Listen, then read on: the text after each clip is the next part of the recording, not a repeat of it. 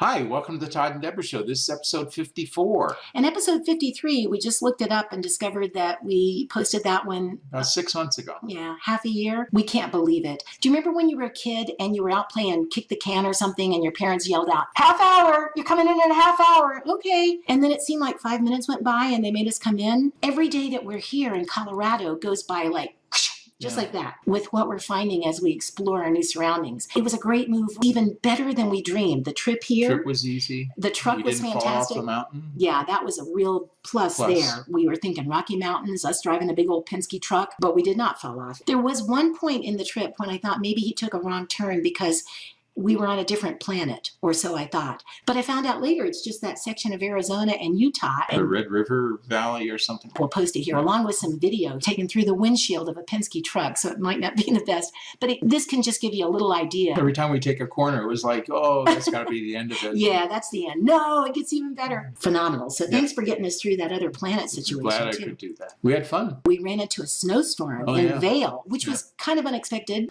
But guess what? We've discovered Colorado enjoys really surprising folks with weather.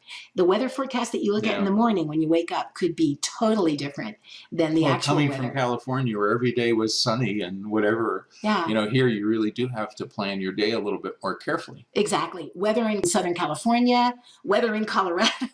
But we love that because it really is an adventure. And as soon as we got here and quickly unpacked the, just the bare essentials, we had to get out and start hiking. Well, and I'm going to step back just a minute and say, as we were unpacking, the apartment just blew our minds to what we had here. We had known that we were going to get a little terrace and a balcony, but we had no idea the view we were going to have. When we stepped out on our terrace and looked over towards the Rocky Mountains, we discovered we could see the range, and it was all still snow-covered at that point. Well, and Deborah's going to post some pictures of sunsets that we see from our terrace. That John Denver song, "I've Seen It Rain and Fire in the Sky." Until we were sitting out on our terrace, we didn't understand those lyrics as well as we do now. No. We were spellbound. The apartments turned out to be just so much more than we anticipated. I was just going to say, the apartment itself, we had seen videos, but you know how you can see something on an Airbnb post or something, pictures, and then you get there and it doesn't look like that.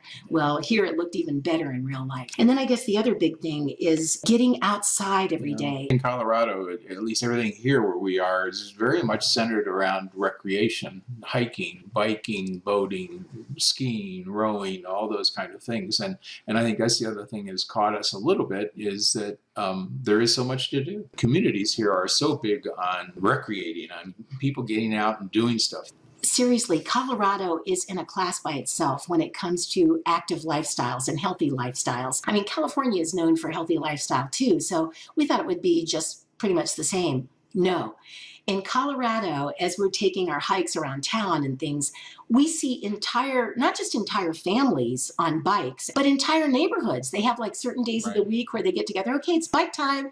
And they're taking these wonderful bike rides in the evenings. All these amazing bike paths and trails and hiking trails that all connect one city to the other. And we've been using those like crazy. We used to walk 4 miles a day, but out here we thought, well, let's try 5 miles a day. But we find that often we end up walking 6 miles a day because you get stuck on a trail and all of a sudden you're there. And not only has it been adding up to good exercise, but Deborah's photography is just going through the ceiling.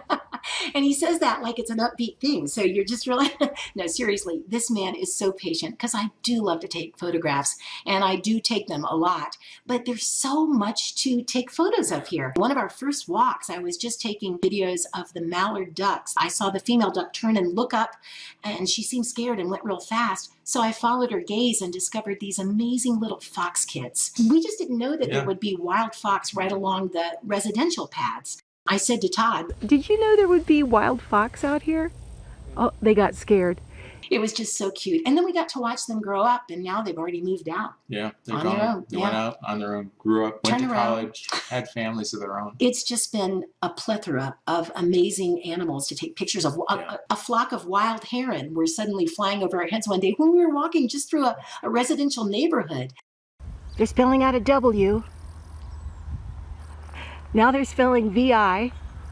Living in the sky is a surreal experience. You walk out on the terrace sometimes and look around and it's like the clouds are just right there next to you, like you're supposed to talk to them. So I do, Todd doesn't talk to them. I don't know what's up with that. They're probably pretty upset They're with you. coming for dinner tomorrow, aren't they? Oh, awesome. That sounds great. What do you cook for a cloud? I do find it very challenging, the baking at an altitude, because there's a website, by the way, called Mountain Mama Recipes or something, and she gives you a little guide, and I'm getting a little better at Yeah, any of you things. that know Deborah's chocolate chip cookies, we've had many different variations of them since we've been trying. But I think you've got it down to a science now. I think again, so. Finally, it took a while, but yeah, and that's a small price to pay Yeah. for living here in the sky. Now we have also traveled back to California to visit our grandkids. And kids there. We recently flew to Massachusetts to visit a week with the brand new grandson. Right. And kids in Massachusetts.